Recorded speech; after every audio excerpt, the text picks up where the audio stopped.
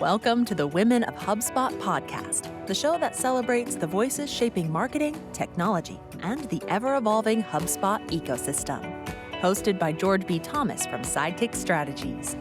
Each episode brings you the stories, strategies, and superpowers of the women driving this industry forward. It's their time. It's their mic.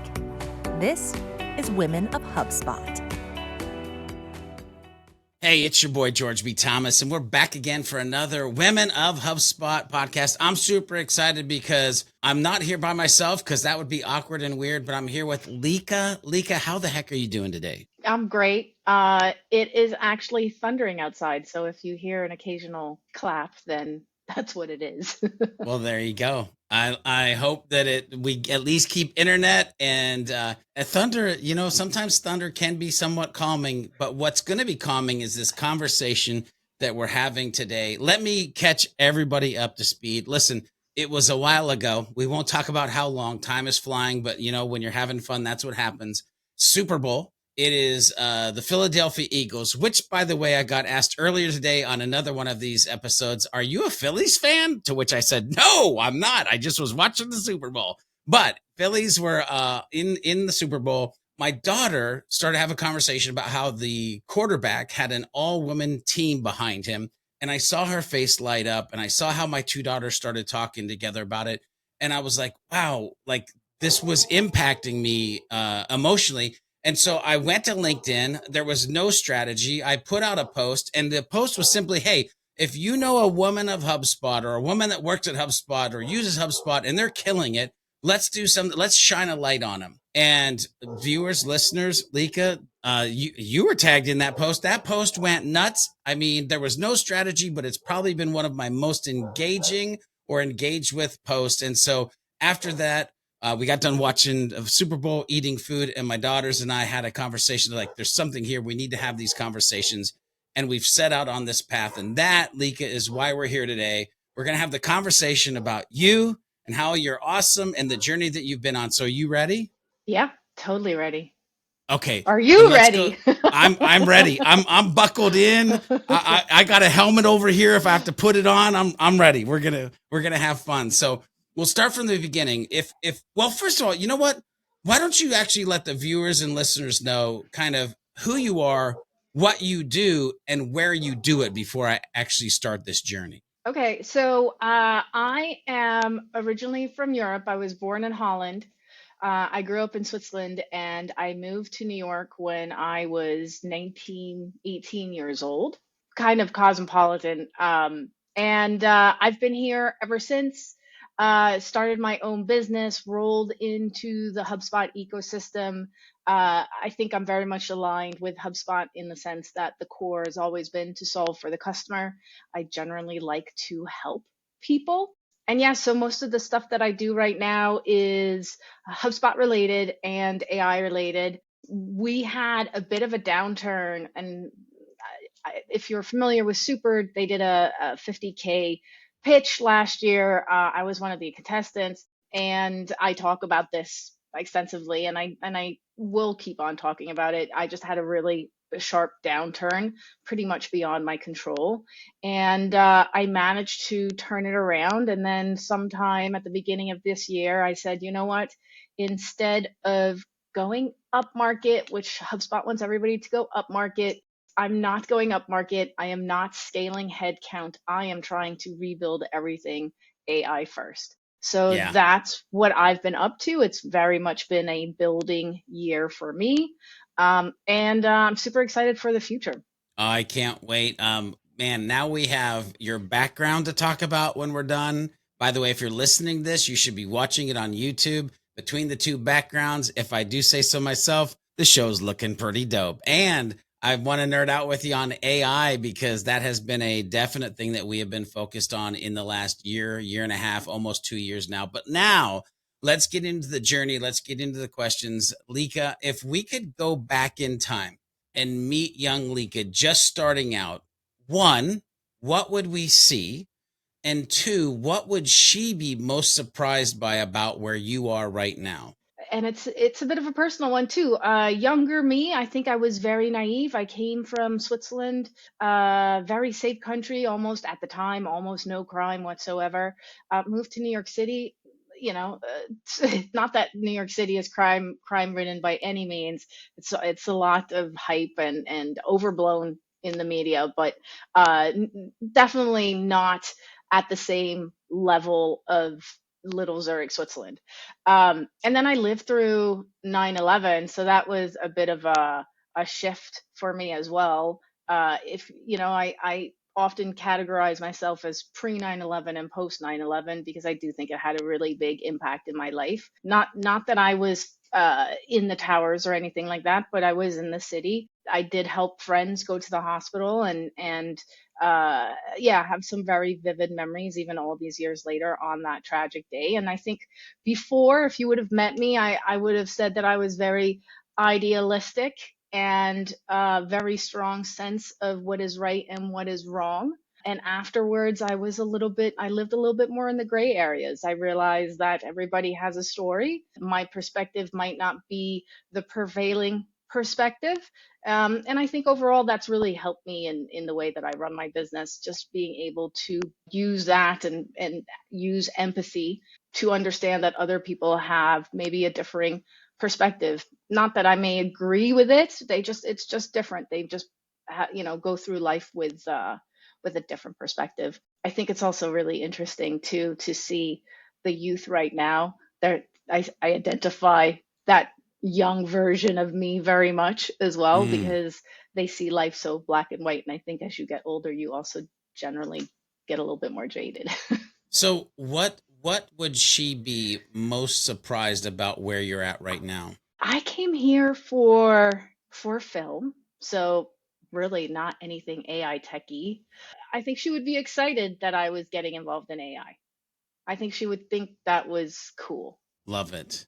Love it. I think it's cool. I also, the Switzerland to New York to 9/11 to business owner to, like, you've already even talked about how downturn, transformation, pivoting, AI, rebuild. Like, we're like one question in, Lica, and already this journey is starting to formulate into an award-winning story. So let's keep going through this. Who along this journey that you've been on, who are some of the biggest inspirations or mentors that you've had along the way? Early on, I worked for Jeremy Warshaw. He was a commercial director and he came from Saatchi and Saatchi and was big in the advertising world. And he really taught me about stories. This was also after, no, it was actually before 9/11, but he taught me about stories. He was very good at interviewing people and getting the real story out of them. And I remember being a PA in his company, and we had some kind of commercial that where they went in and they had to interview someone who was hoarding bunnies, and it was a great commercial. He did a great story on them, but he was just able to pull stories out of people. And he was also very kind and easy to talk to, but he had a gift for that. And I think that's kind of stuck with me. And then Dan Tyre, shout out to Dan. He was very instrumental when I came into the HubSpot ecosystem. He was always ready to like talk me up and be like, don't keep your chin up, keep going. So and Dan just has great insight as well. So love Dan.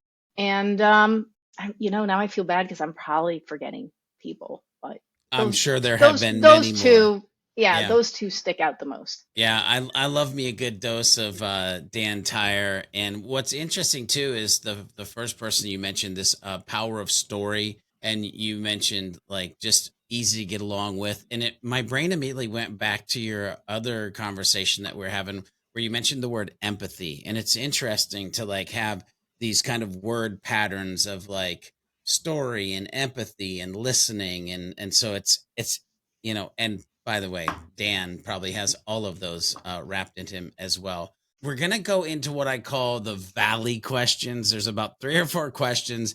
They're not the easiest questions, but I think there's a lot of lessons that can be learned out of the things that we'll talk about. And then just so you know, we are going to crest up into the mountaintop and the peak, the fun questions towards the end as well. But I want to ask, like, have there along your journey, have there been any hurdles or biases that you've had to overcome in your career? And how did you navigate those? Yes, I'm a woman.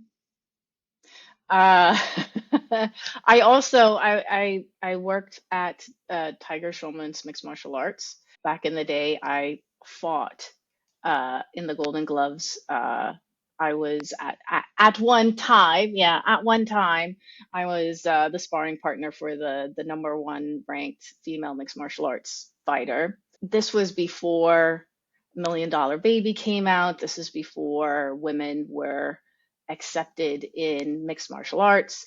Yeah, and to a certain degree, I do feel like we kind of helped put some cracks in that ceiling, but at the time specifically, there was just no opportunity to fight. And I have to kind of put an asterisk there. Yeah, there was opportunity to fight, but nothing that would have been safe and sanctioned. And, I'm not that silly. So we were kind of entitled to the same safety that the men got. And I knew that back then as well. So there was some uh, just like, hey, women can't do this. And so I've had that discrimination. And then there's also, just in the workforce, I can't tell you how many times I've lost a deal and they've gone with another fast talking solution, someone who just could really talk fast, and then they've come back and they've been like, you know what? I think we messed up. I think that we should have gone with you. So um, we get that quite a bit. Yeah, I too have heard those exact words before as a HubSpot consultant or agency as well. So it's interesting because I hear you talking about, first of all, mixed martial arts, female. Like when the part of the question was how do you navigate it? And it's like, man, I do the thing, like I go do the thing. And then the other part, when you're talking about the agency, it just feels to me like it's okay to lose it and okay to actually embrace them when they come back. Would you agree with kind of those two pieces? Yeah, and I've really wondered at times, even with the 50K pitch that I did with Super. Listen, 50K, it's a lot of money on the line, right? So who's going to turn that down? And I didn't know if I how that was going to affect the business to be able to say like, oh, we had such a significant downturn. Like, I let go of a team. Not easy either. And to kind of talk about a loss because that there's a certain like part of you that's like if you talk about your losses then you're not seen as winning, and if you're not seen as winning then you can't really build anymore. So I've had some doubts as to whether I should even make this or use this as a part of my story.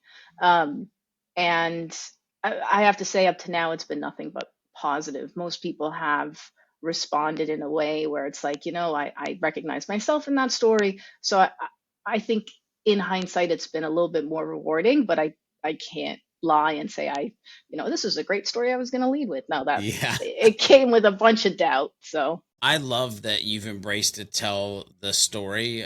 For me, I've learned that the more I can be vulnerable enough to share the times when I just didn't have it all together, when I didn't know what I was going to do, those are the times that people really connect because it's real and it's authentic. And honestly, Lika, I feel like that's when we build the most trust is when we're willing to be vulnerable and open with folks. And so I love that you're using that story. Speaking of being vulnerable and stories, have you ever faced a moment where you felt underestimated, maybe even overlooked, or just kind of out of place in life or in this industry?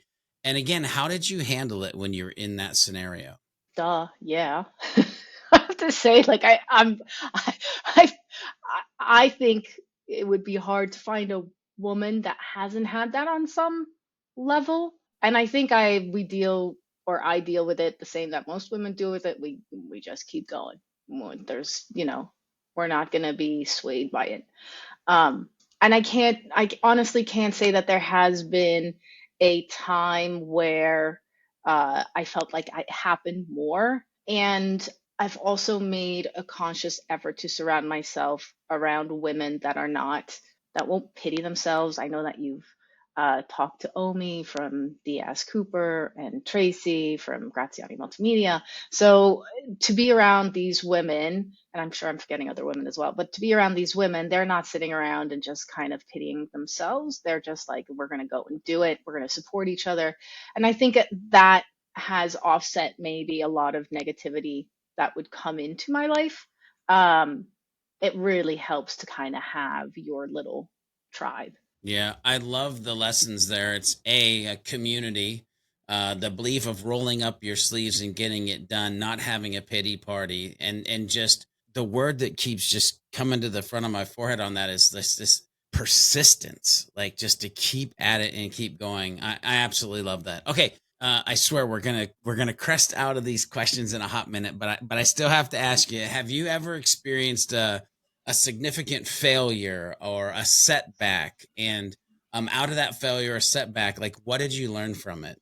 So I've had several setbacks. They're not, I can't just be like, oh, one.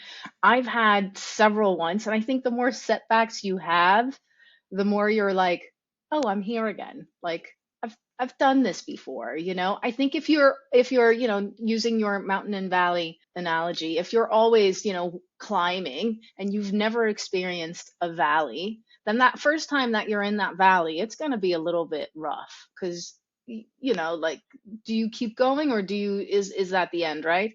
But because I've had so many mountains and valleys, when I hit a valley now, I'm like, okay, we're here again. It's this thing that's not so fun. Like, let me just keep going, let me just keep working, and then usually it does, uh it does turn into a mountain again, and I have a purpose and I see the summit and I'm like, oh, okay, let's go. So have I had failures? Yes, but I do think I have a certain amount of grit. I don't quit. I just keep going. I think that's been my saving grace. Well, I don't know what I can credit that to. Maybe it's my upbringing. Maybe it's just the chemistry in my brain. I don't know, but I do know that I keep going. And every time that I have a setback or a failure, it's just a little bit easier. Not that you don't still have fear, but the fear is less because you know that you've made it through things like that before. And it's interesting to hear you tell that part of your story. It's almost like this understanding that there's a season for everything. And just like winter, spring, summer, fall, like the season's going to change. I'm not going to be in the valley forever. I am going to make it to a mountaintop at some point. So I think even having that buried deep inside you is what leads to that grit that you're talking about, that persistence that I kind of mentioned earlier. So, okay, we're going to start climbing this mountain. Lica, what does empowerment mean to you, and how do you pass that on to others in your field? Off the top of my head, empowerment to me is collaboration of some sort. And then, like, and then my mind is like, well, who is being empowered? Like, am I doing the empowering, or is someone empowering me? Like, but I think it all boils down to some form of collaboration. If I kind of look back on everything, and this is one of the things that I absolutely love about the HubSpot partner ecosystem, is that when I first started with HubSpot, I was still very much in this mindset of like, everybody's competition. And I need a slice of the pie, and all the things that come with that as well. Like, don't nobody takes my piece of the pie, and I'm going to get my share. And I think the HubSpot partner ecosystem quickly was like, no, like that's just not a great mindset, and Dan was a part of that. And it was just like, look, you got to think collaboration. Like, there's plenty of pie. And you hear that quite a bit in the ecosystem if you follow like the webinars that they give, especially like the spotlights or the inbounds. They're like, there's plenty of pie. So when I switched that mindset and just became a little bit more collaborative and just shared what I was doing more, I just rolled into so many more situations that were empowering. And I think that's sharing that collaboration, that like, you're not my competition. You are the person that I can like bounce ideas off of because you're in the same situation as me is much more powerful than, this like, I'm not gonna tell you my secret sauce because I need to maintain my competitive edge. I don't really believe in secret sauces anymore. Yeah, am with you. We are kindred spirits. I don't believe in secret sauce. I believe in adding value. And I do love this idea of empowerment entangled with collaboration. And so knowing that that's how you look at empowerment is this idea of collaboration, unity, like working together. Can you share a moment in your career where you felt especially empowered or proud of like something that you had achieved? Yeah, I mean, and this is where Dan comes into the picture. So I was one of the first. I have to kind of give you a bit of context. I had a moment when I started with HubSpot, and I felt very much like a fraud or had imposter syndrome because I didn't go to school for any digital anything. I studied film, so I wasn't quite confident in the way that I was selling because I felt that, and this was all very personal to me, but I just felt like, oh, here are all these young kids coming out of college with fancy degrees. What do they know? I don't know it. And then through HubSpot, I got enrolled into the pipeline generation boot camp that Dan was teaching at the time.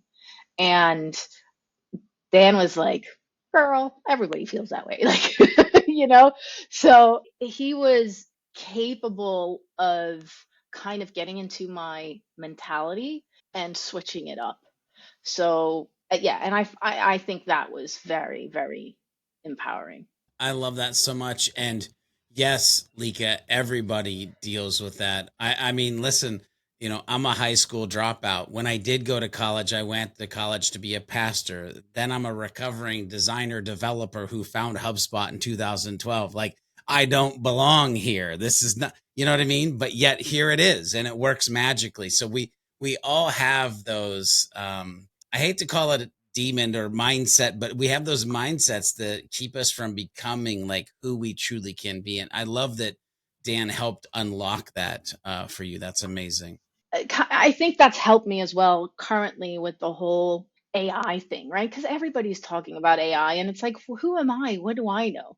But if I look back at the opportunities that I had way back when, and I was too shy to speak my mind, or I really kind of hid in that comfort zone of like, oh, I'm not an expert. The people that were almost my equal at the time went on to have very lucrative careers, and I'm like, I don't think there was a certain moment in time where the expertise was pretty much level, except they went a route of confidence and also like publication. They published their thoughts. They shared their thoughts. And I don't want to diminish what they did, because they were out there. And I just kind of held back and just kind of watched on the sidelines. And yeah, and I think this time around, I'm like, I don't think I want to be on the sidelines. I think I want to be in the game. So it's uncomfortable because I'm not one to just be out there.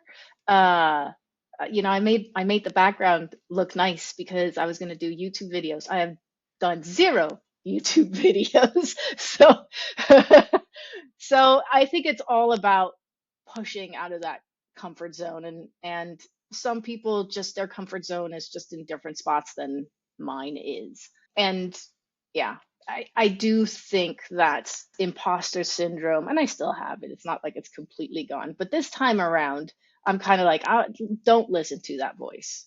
There's a huge opportunity with AI on the scene. Don't listen to that voice. Yeah. Um, Hit that publish button. Hit yep, that yeah. publish button. It's funny because you transported me in your story back to when Marcus Sheridan and I started creating content around HubSpot with the Hubcast podcast.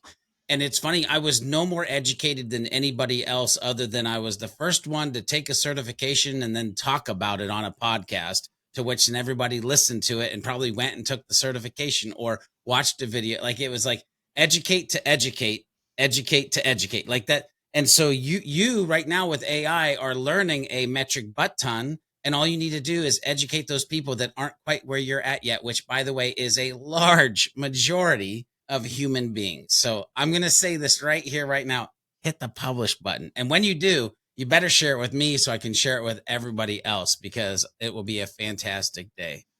Yeah, Okay. I'm working on some things. Yeah. Yep. Hit the publish button. Okay. So if you could change, we're gonna get the magic wand out here for a second, Lica. If you could change one thing about how women are supported in this industry, magic wand moment, what would it be? Equal pay. I mean, I don't know what to fix because it's almost as if it's broken and it's not. I think I actually, one of the reasons why I like AI and why I think and why I have no problem following this direction is because I do not believe that AI is going to replace human interaction. I don't believe that AI is going to replace all the jobs that everybody's talking about. I do believe that it's going to significantly change the way we work, but I don't believe, I think we have innately, we have the need to connect with other human beings. And the people that know how to do that are going to be the people that are successful. So Harvard Business Review has done a ton of studies about women in business. And if you look at the qualities of male leaders versus female leaders do better because they're more able to show empathy. They're more able to walk another mile in someone's shoes. And there is theory out there that we tend to hire people based on our own narcissism. So it means that a lot of confident men, not competent men, but confident men rise to the top in powerful positions, and women then come in later to fix up the mess. I think it's one of the reasons why California wants women on the boards, because there is data out there that just shows when you bring in women, the business does better. But it does better because I think we're able to listen a little bit more, because that's traditionally been like the role. And so I do think the future is a little bit more female than we care to say it, even with the whole, pushback on DEI and all these things. I do think that people will realize that female qualities, I'll smooth it out a little bit when I say, female versus male. I think some men can listen, have really strong, empathy, know how to walk a mile in someone else's shoes. I don't think this is just something that women only do. I do think there are men out there that can do that, but I would describe them as a little bit more feminine qualities than male qualities. To me, male qualities is, that bravado, that alpha male, that, this is the way we're going to do it. You're going to do it my way, or that's it. I want to be a little gentle on like the specific genders and just talk a little bit more about qualities, because I think they can, not all men are like that and not all women are like that. I also think there are some very bad female leaders out there. They don't have those qualities. They have very like male qualities of like, we're doing it my way. And they don't have that ability to walk in somebody else's shoes. And I would say they're just bad leaders. Yeah. It's interesting because I totally agree with you. By the way, the word nurturing came to my mind, and like I know my wife and I know my mom and I know many other women that I know in the HubSpot space. If I had to tell, like, their superpowers, they're just good at nurturing, which leads back to that empathy. That's not, for many of us men, that's not a default state. Like, it's something that if you do find a leader who is very empathetic, it is because they have put the couch time, the brain time in to like move themselves into that place.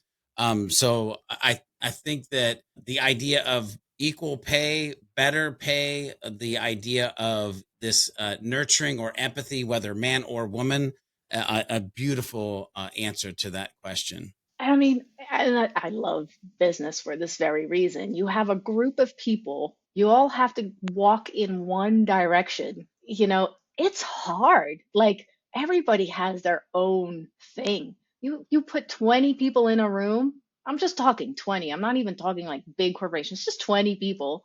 They all have their own things going on. They all have their own issues. They all have their own perspectives on life. And then as you come as a leader, you need to be able to manage all of that. It's almost like wrangling cats. you know, that you have to be so versatile to kind of get all these, to be in all the spots at the right time. I don't think you can do that with an iron fist. I think that will eventually always derail. And I think nurturing is a good word for that. And I do think men can be nurturing as well. So it's not like solely a women thing only. Love it. Okay. This is called the Women of HubSpot podcast. So I want to at least ask you one question about HubSpot. So, are there any particular tools, strategies, or trends in HubSpot that excite you right now? Yeah, I think the AI tools are super exciting. I partnered with Ask Elephant. I'm really enjoying their tool as well. It's not just HubSpot, but I think it's also what plugs into HubSpot that I've kind of grown into. So all the app partners that are there that I'm just, excited about. Yeah, and I'm waiting for inbound. I'm hoping inbound is good. Yeah. I have a feeling there's going to be a lot of change. I do not disagree with you. Everything that is kind of being built or the setup for where we're headed, I think is it will be, not only is it a year of change from where inbound is, but I think it'll be a year of change of what we see HubSpot can do and what we'll need to learn and teach others to do as well. Okay, so as you've gone through this journey, you've obviously met people, you've connected. In the business world, we call it networking. So Lika, how important is networking with other females or even just humans in general? And do you have certain strategies that you try to use to build those connections? I love networking with females, and I think uh, Tracy Graziani, who runs the Lioness Group, invite only, she really has done a bang up job for creating space for women. I remember way back when Tracy was thinking about starting it. We were both in, that's how I met her, in Dan Tyrer's boot camp. And we had to go sell, and there was some opening line. And I happened to say in a breakout room to Tracy, like, I don't know if I can pull that off. Like, as a woman, I don't think I can pull that off. It's too forward facing, and I think I need to take it a step back, but I don't know if that's, doing a disservice to the way that I should sell. And and Tracy was like, I get it. I totally know what you mean. So that was a moment where I was like, okay, I'm not the only one with these thoughts. And that's before COVID. That's already a long time ago.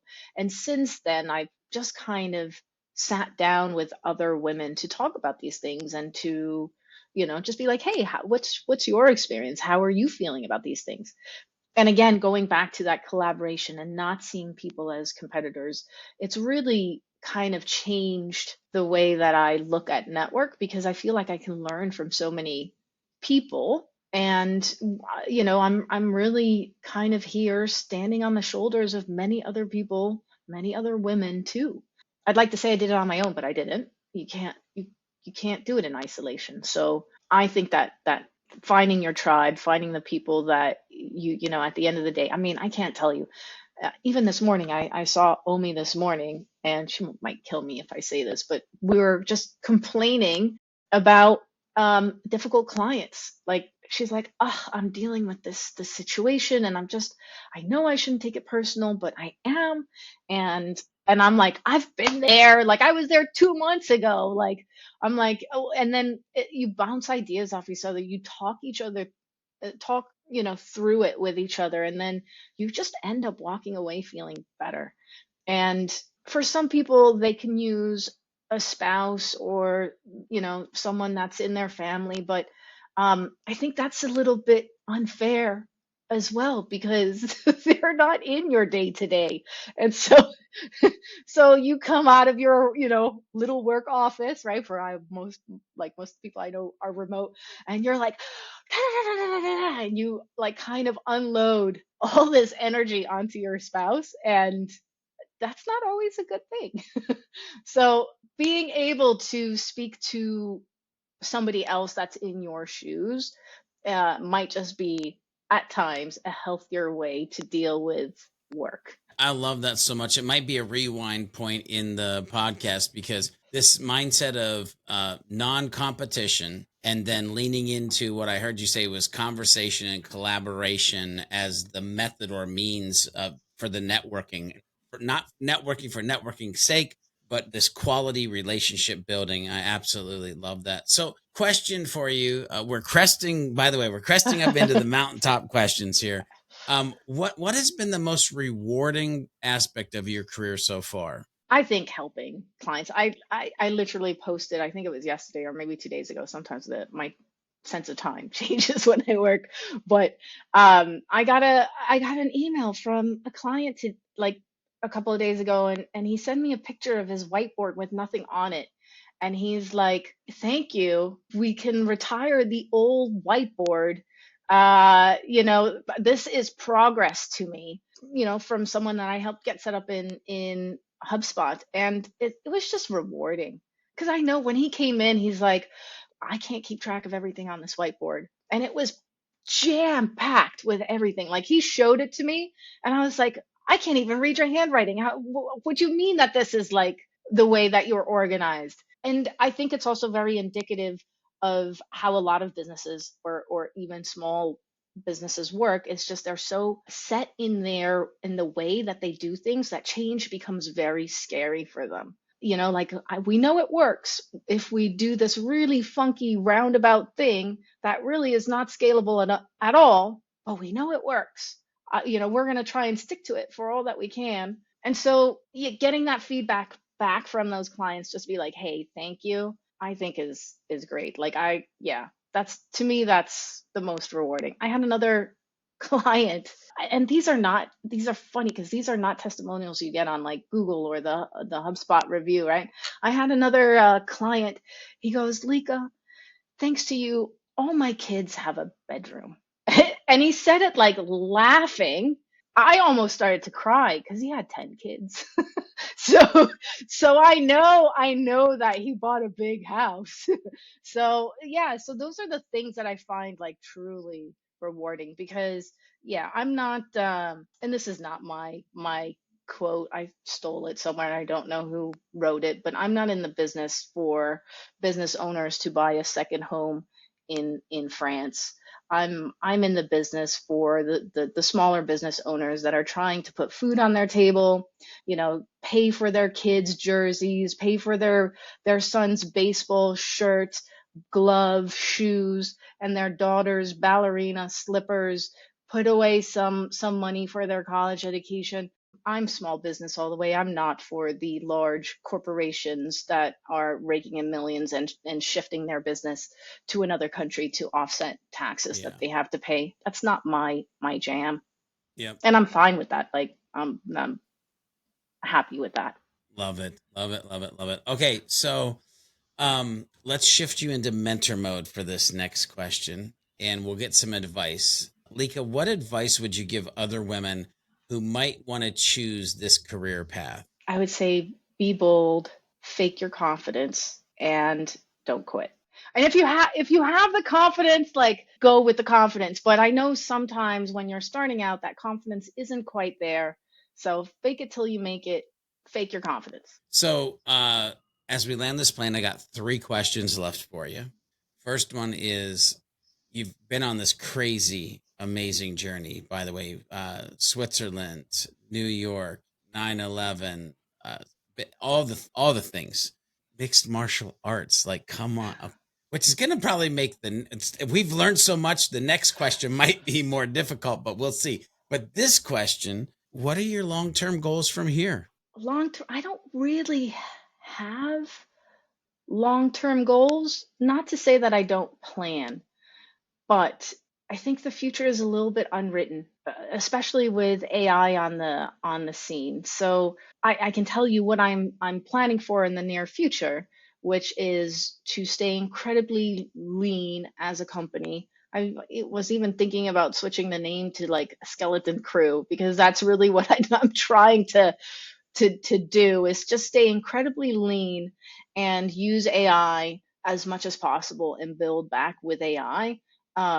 And so I'm focused a lot on process. So if you're asking me what, long-term goals, let's make the medium range goals. For me, it's just to be really solid and caught up on documenting all the processes, specifically how they are tied to AI. I feel like we have a little bit of a AI bubble going on where it's like shiny new toy, new AI stuff. Let's go. And I don't think we're having enough conversations about how to properly build and scale a company with AI. And I'm in the midst of being that guinea pig for myself. So that's what I'm working on. Hopefully it works, Oh yeah. Yeah. but it may not. Like, I listen, in 2012 I started riding this pony HubSpot, and I was like, it might work out, we'll see. I have never been more excited than the moment that I found out about HubSpot than when we started using AI. And I think it is a great pony to ride, and I think people who do that are going to end up in some real interesting places in a good way. So I think you're hooked into the right thing, headed in the right direction. So Lica, again, we've learned a ton about you, but what is a surprising or little known fact about you that people might not expect that we haven't learned so far? I don't know. I talk in the shower to myself. That's where I have the best ideas. I'm a big fan of the Met, the Metropolitan Museum of Art here in New York. It's where I spend most of my weekends, and I love analog things as much as I love digital. Tell me you have a record player and Yeah, vinyl it's in records. the other, yeah. Yep. See, yes. We're kindred spirits, by the way, because I too talk to myself in the shower. And that is the place where I come up with some of the craziest things that, like, oh, let's do that. Let's try that. Right. Too funny. And you Too have the funny. whole conversation and there's yeah, there I have maybe I need to stop talking about that right now, but like yeah, I say a lot of things to myself in the showers. There's a lot of like brainstorming and idea, and the only thing that I regret is that I don't have some kind of way to like jot things down. And that may be a good thing, because when I do finally head over to my desk, then the good stuff is what stays, and whatever else I was rambling about Yeah. wasn't important. We need a waterproof AI device that we can talk to instead of just Yeah. talking to ourselves. Yeah. I love it. Okay. So, last question. Finish this sentence for me. Success to me equals blank. I think success to me is being happy. I've said that a couple of times in my head already, but and it's like quite doesn't quite make sense. But yeah, I think if you're happy, then that's successful. Not to say that there are times that you're not happy. Maybe I think maybe it's not success or happiness that I'm thinking of, but just being fulfilled, which is a little less to the initial emotion. I had a I had a client who we used to joke around, when we're rich, we're gonna do da da da. When this project works, when we're rich, and he always used to say, "Lika, you are rich." And I think there's something to be said about your mindset as well, like especially when it comes to these things like success and money and even AI, right? Like we talk about surviving AI. And I don't think it's about surviving. I think it's building. And I've become a little bit more sensitive to the words that we use, because I do think they matter. I think ultimately success is fulfillment, success is being at peace with yourself. That to me is success.